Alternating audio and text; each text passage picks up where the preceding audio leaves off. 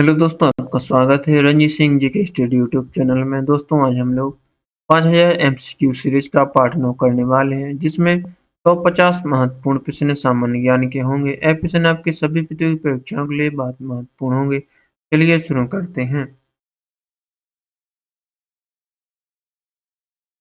आपका पहला प्रश्न है, निम्नलिखित में से किस भौतिक राशि का कोई मात्रक और विमा नहीं होती है? इसके ऑप्शन है बल, विकृति का या वेग का या त्वरण का। इसका सही जवाब है ऑप्शन बी, विकृति का। कोई मात्रक और विमा डायमेंशन नहीं होता है। अगला प्रश्न देखते हैं। अगला प्रश्न है, बल का विमेय सूत्र क्या है? इसका सही जवाब होगा option B, ml two dash two होता है। ml टी डैश टू बल का विमेय सूत्र होता है। अगला प्रश्न देखते हैं। एक प्रकाश वर्ष लगभग कितने मीटर के बराबर होता है? का सही जवाब है ऑप्शन ए, 9.46 गुणे 10 की पावर 15 घात मीटर। एक प्रकाश वर्ष लगभग कितने के बराबर होता है? अगला प्रश्न देखते हैं। अगला प्रश्न है, पारसेक निम्नलिखित में से किसकी इकाई है? इसके ऑप्शन है समय, दूरी या खगोलीय दूरी। ऑप्शन सी, प्रकाश की तीव्रता या द्रव्यमान। इसका सही जवाब है ऑप्शन बी, पारसेक दूरी या खगोलीय दूरी की इकाई होती है। अगला प्रश्न देखते हैं। अगला प्रश्न है, रेडियोधर्मी स्रोत की गतिविधि की इकाई क्या है? इसके ऑप्शन है टेस्ला, लक्स या बेकरेल या क्यूरी। का सही जवाब होगा ऑप्शन सी, बेकरेल। अगला प्रश्न देखते हैं। अगला प्रश्न है, हवा का वेग और दिशा मापने के लिए किस यंत्र का उपयोग किया जाता है? इसके ऑप्शन है हाइग्रोमीटर का या एनीमीटर का या बैरोमीटर का या सिस्मोग्राफ का। इसका सही जवाब है ऑप्शन बी, एनीमीटर का। हवा का वेग वेग और दिशा मापने के लिए किया जाता है। दोस्तों, वीडियो पसंद आए तो वीडियो को लाइक करें और चैनल को सब्सक्राइब जरूर करें। आपका अगला प्रश्न देखते हैं। अगला प्रश्न है, परमाणु रिएक्टर में मंदक के रूप में किसका उपयोग किया जाता है? इसके ऑप्शन है यूरेनियम, सीसा या भारी जल, डीटीओ और ग्रेफाइट का या रेडियम का। इसका सही जवाब है ऑप्शन सी, भारी जल, डीटीओ और ग्रेफाइट का। अगला प्रश्न देखते हैं। अगला प्रश्न है, डायनेमो की खोज किस वैज्ञानिक ने की थी? तो ऑप्शन है थॉमस एडिसन ने या माइकल फैराडे ने या जेम्स वाट ने या अल्बर्ट आइंस्टीन ने। इसका सही जवाब होगा ऑप्शन बी, माइकल फैराडे ने। माइकल फैराडे ने डायनेमो की खोज की थी। अगला प्रश्न देखते हैं। अगला प्रश्न है, पाल वंश का संस्थापक कौन था? इसके ऑप्शन है धर्मपाल या देवपाल या गोपाल या रामपाल। इसका सही जवाब है ऑप्शन सी, पाल वंश का संस्थापक गोपाल था। अगला प्रश्न देखते हैं। अगला प्रश्न है, पल्लव वंश की राजधानी क्या थी, कहाँ थी? इसके ऑप्शन है तंजौर या मदुरई या कांचीपुरम या बादामी में। इसका सही जवाब है ऑप्शन सी, कांचीपुरम में पल्लव वंश की राजधानी थी। अगला प्रश्न देखते हैं। अगला प्रश्न है, राष्ट्रकूट वंश की स्थापना किसने की? इसके ऑप्शन है दंतिदुर्ग, ऑप्शन बी कृष्ण प्रथम, ऑप्शन सी ध्रुव, ऑप्शन डी गोविंद तृतीय। इसका सही जवाब है ऑप्शन ए, दंतिदुर्ग ने राष्ट्रकूट वंश की स्थापना की थी। अगला प्रश्न देखते हैं। अगला प्रश्न है, संपूर्ण क्रांति का प्रसिद्ध नारा किसने दिया था? इसके ऑप्शन है महात्मा गांधी ने या सुभाष चंद्र बोस, जयप्रकाश नारायण ने या विनोबा भावे ने। इसका सही जवाब है ऑप्शन सी, जयप्रकाश नारायण ने संपूर्ण क्रांति का प्रसिद्ध नारा दिया था। अगला प्रश्न देखते हैं। अगला प्रश्न है, प्रसिद्ध पुस्तक पथेर पंचाली के लेखक कौन हैं? इसके ऑप्शन है रविन्द्रनाथ टैगोर या बंकिम चंद्र चटर्जी या शरत चंद्र चट्टोपाध्याय या विभूति भूषण बंदोपाध्याय। इसका सही जवाब है ऑप्शन डी, प्रसिद्ध पुस्तक पथेर पंचाली के लेखक विभूति भूषण बंदोपाध्याय हैं। अगला प्रश्न देखते हैं। अगला प्रश्न है मालगुडी डेज पुस्तक के लेखक कौन है? इसके ऑप्शन है आर के नारायण, ऑप्शन बी मुल्क Raj Anand, option C Vikram Seth, option D Salman Rushdie. इसका सही जवाब है ऑप्शन ए आर के नारायण। अगला प्रश्न देखते हैं। अगला प्रश्न है इंडिया विंस फ्रीडम पुस्तक किसने लिखी है? इसके ऑप्शन है जवाहरलाल नेहरू ने, ऑप्शन बी मौलाना अबुल कलाम आजाद ने, या सरदार पटेल ने, या डॉक्टर राजेंद्र प्रसाद ने। इसका सही जवाब है ऑप्शन बी मौलाना अबुल कलाम आजाद ने इंडिया विंस फ्रीडम पुस्तक लिखी।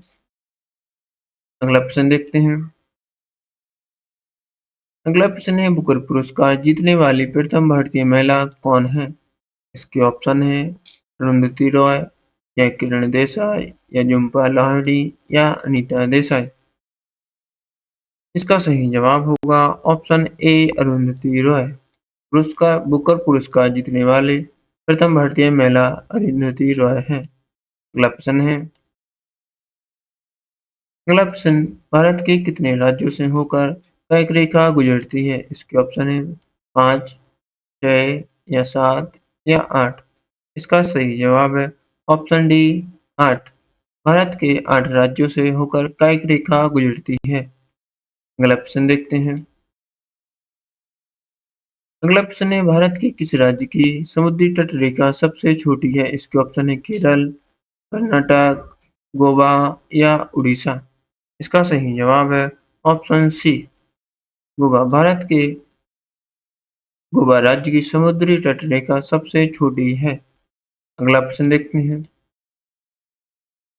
अगला प्रश्न है भारत के किस राज्य की समुद्री तट रेखा सबसे लंबी है? इसके ऑप्शन है महाराष्ट्र, गुजरात, तमिलनाडु, या आंध्र प्रदेश। इसका सही जवाब है ऑप्शन बी गुजरात राज्य के। अगला प्रश्न देखते हैं। अगला प्रश्न है अरावली पर्वत की सबसे ऊंची चोटी कौन सी है? इसके ऑप्शन है गुरु शिखर, जोधाबेट्टा, या अनाईमुड़ी, या धूपगढ़। इसका सही जवाब है ऑप्शन ए गुरु शिखर। अरावली पर्वत माला की सबसे ऊंची चोटी है। अगला प्रश्न देखते हैं। अगला प्रश्न है टीबिया नामक हड्डी मानव शरीर के किस अंग में पाई जाती है? इसके ऑप्शन है हाथ, खोपड़ी, पैर, या कान में। इसका सही जवाब है ऑप्शन सी पैर में। टिबिया नामक हड्डी मानव शरीर के पैर में पाई जाती है। अगला प्रश्न देखते हैं। अगला प्रश्न है एक स्वस्थ मानव शरीर में कुल कितनी मांसपेशियां होती हैं? ये ऑप्शन है 206, या 639, या 300, या 512। इसका सही जवाब है ऑप्शन बी 639। एक स्वस्थ मानव शरीर में मांसपेशियां 639 होती हैं और हड्डियां 206 होती हैं। अगला प्रश्न देखते हैं। अगला प्रश्न है मानव शरीर की सबसे बड़ी कोशिका कौन सी है? इसके ऑप्शन है तंत्रिका तंत्र, या लाल रक्त कोशिका, या श्वेत रक्त कोशिका, या यकृत कोशिका। इसका सही जवाब है ऑप्शन ए तंत्रिका कोशिका मानव शरीर की सबसे बड़ी कोशिका है। अगला प्रश्न देखते हैं। अगला प्रश्न है मानव शरीर की सबसे छोटी ग्रंथि कौन सी है? ये ऑप्शन है यकृत, या अग्नाशय, या पीयूष ग्रंथि, या थायराइड। इसका सही जवाब होगा ऑप्शन सी पीयूष ग्रंथि। मानव शरीर की सबसे छोटी ग्रंथि पीयूष ग्रंथि, या जिसे पिट्यूटरी ग्लैंड भी कहते हैं। अगला प्रश्न देखते हैं। अगला प्रश्न है मानव शरीर का ब्लड बैंक किसे कहा जाता है? इसके ऑप्शन है यकृत, या हृदय को, या प्लीहा को, या अस्थि मज्जा को। इसका सही जवाब है ऑप्शन सी प्लीहा को मानव शरीर का ब्लड बैंक कहा जाता है। अगला प्रश्न देखते हैं। दोस्तों वीडियो पसंद आए तो वीडियो को लाइक करें और चैनल को सब्सक्राइब जरूर करें।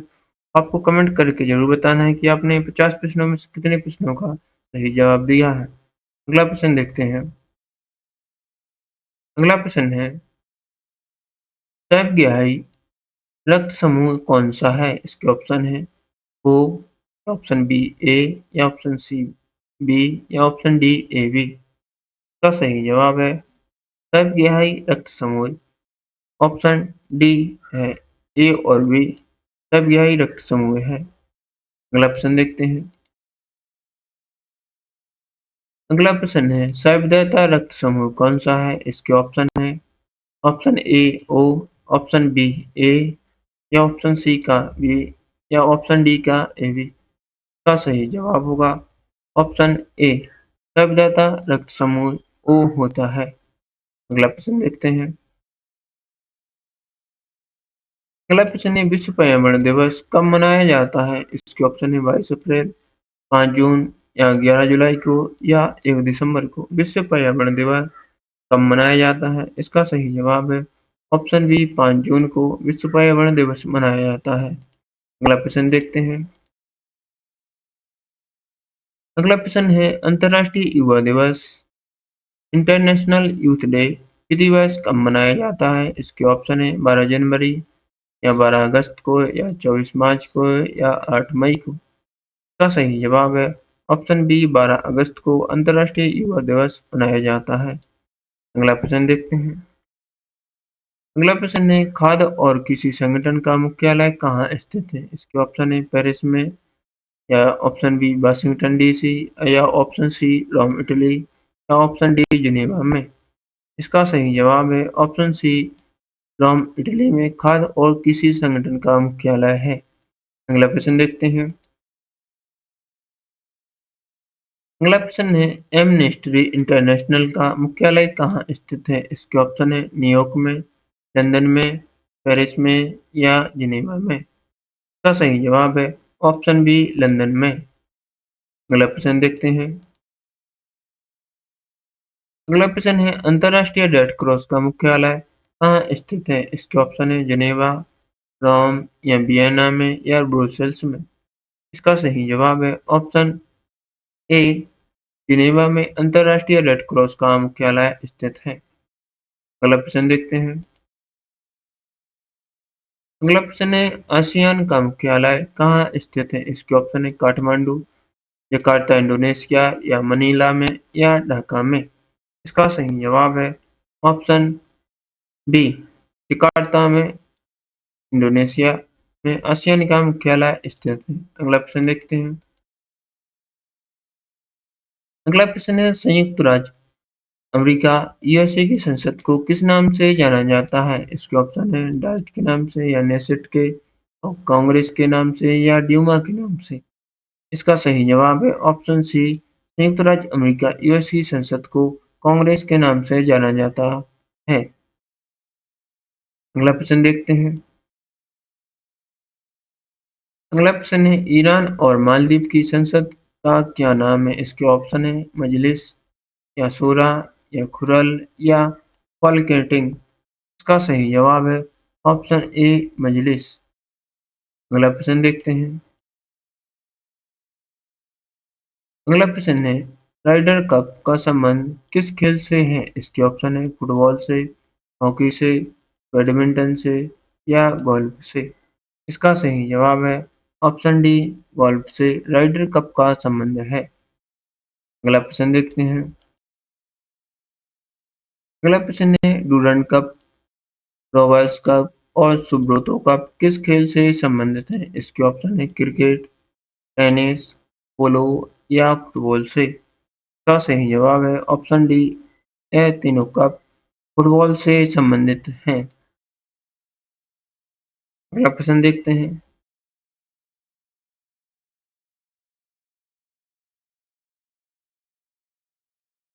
अगला प्रश्न है एजरा कप का संबंध किस खेल से है? इसके ऑप्शन है पोलो से, गोल्फ से, नौकायन से या टेबल टेनिस से। इसका सही जवाब है ऑप्शन ए, पोलो से।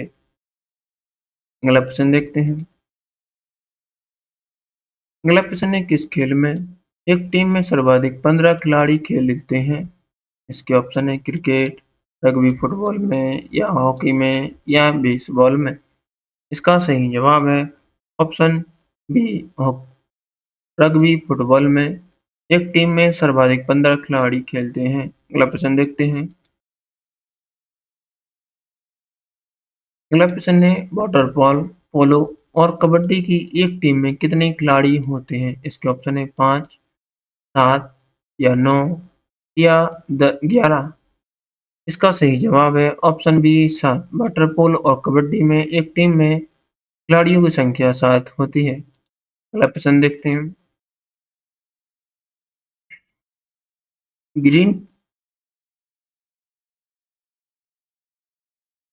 अगला प्रश्न है, ग्रीन पार्क स्टेडियम भारत के किस शहर में स्थित है? इसके ऑप्शन है कानपुर, मुंबई, कोलकाता या दिल्ली में। इसका सही जवाब है ऑप्शन ए कानपुर में ग्रीन पार्क स्टेडियम स्थित है। अगला प्रश्न देखते हैं। अगला प्रश्न है, क्रिकेट का विशिष्ट वानखेड़े स्टेडियम कहाँ स्थित है? इसके ऑप्शन है चेन्नई, मुंबई, कटक या बेंगलुरु में। इसका सही जवाब है ऑप्शन बी मुंबई में। मुंबई में वानखेड़े स्टेडियम स्थित है। अगला प्रश्न देखते हैं। अगला प्रश्न है, राष्ट्रीय विज्ञान दिवस नेशनल साइंस डे कब मनाया जाता है? इसके ऑप्शन है 28 फरवरी, 22 मार्च या 5 सितंबर को या 14 नवंबर को। इसका सही जवाब है ऑप्शन ए 28 फरवरी को राष्ट्रीय विज्ञान दिवस मनाया जाता है। अगला प्रश्न देखते हैं। अगला प्रश्न है, भारत ने अपना पहला परमाणु परीक्षण कब किया था? ऑप्शन है 11 मई 1998 या 18 मई 1974 को या 24 अक्टूबर 1945 को या 26 जनवरी 1950 को। इसका सही जवाब है ऑप्शन बी 18 मई 1974 को। अगला प्रश्न देखते हैं। अगला प्रश्न है, पंचतंत्र के लेखक कौन है? इसके ऑप्शन है बाणभट्ट, विष्णु शर्मा या नारायण पंडित या कालिदास। इसका सही जवाब है ऑप्शन बी विष्णु शर्मा पंचतंत्र के लेखक हैं। अगला प्रश्न देखते हैं। अगला प्रश्न है, हुमायूंनामा पुस्तक की रचना किसने की थी? इसके ऑप्शन है गुलबदन बेगम, नूरजहां ने या जहां आरा ने या रोशन आरा ने। इसका सही जवाब है ऑप्शन ए गुलबदन बेगम ने हुमायूं नामक पुस्तक की रचना की थी। अगला प्रश्न देखते हैं। अगला प्रश्न है, भारत की पहली महिला आईपीएस अधिकारी कौन है? इसके ऑप्शन है अन्ना राजा Malhotra, option B Kiran Bedi, option C Fatima बीबी या ऑप्शन डी सुमित्रा महाजन। इसका सही जवाब है ऑप्शन बी किरण बेदी भारत की पहली महिला आईपीएस अधिकारी थी। अगला प्रश्न देखते हैं। अगला प्रश्न है, भारत के राष्ट्रीय आय की गणना सर्वप्रथम किसने की थी? इसके ऑप्शन है महात्मा गांधी, दादा भाई नौरोजी या पीसी महालनोबिस या सरदार पटेल ने। इसका सही जवाब है ऑप्शन बी दादा भाई नौरोजी ने। अगला प्रश्न देखते हैं। अगला प्रश्न है, मानव मस्तिष्क का वजन लगभग कितना होता है? इसका सही जवाब है ऑप्शन बी 1350 से 1400 ग्राम मानव मस्तिष्क का वजन होता है। अगला प्रश्न देखते हैं। अगला और आखिरी प्रश्न है, किस हार्मोन को आपातकालीन हार्मोन के रूप में जाना जाता है? इसके ऑप्शन है इंसुलिन, थायरॉक्सिन, एड्रेनालिन या ऑक्सीटोसिन। का सही जवाब है ऑप्शन सी एड्रेनालिन को आपातकालीन हार्मोन के रूप में जाना जाता है। दोस्तों, वीडियो पसंद आया है तो वीडियो को लाइक करें और शेयर करें और चैनल को सब्सक्राइब जरूर करें। वीडियो देखने के धन्यवाद। आप लोगों को कमेंट करके ज़रूर बताना है कि आपने 50 प्रश्नों में से कितने प्रश्नों को आप लोगों को पहले से ही आंसर पता था। और वीडियो देखने के लिए धन्यवाद।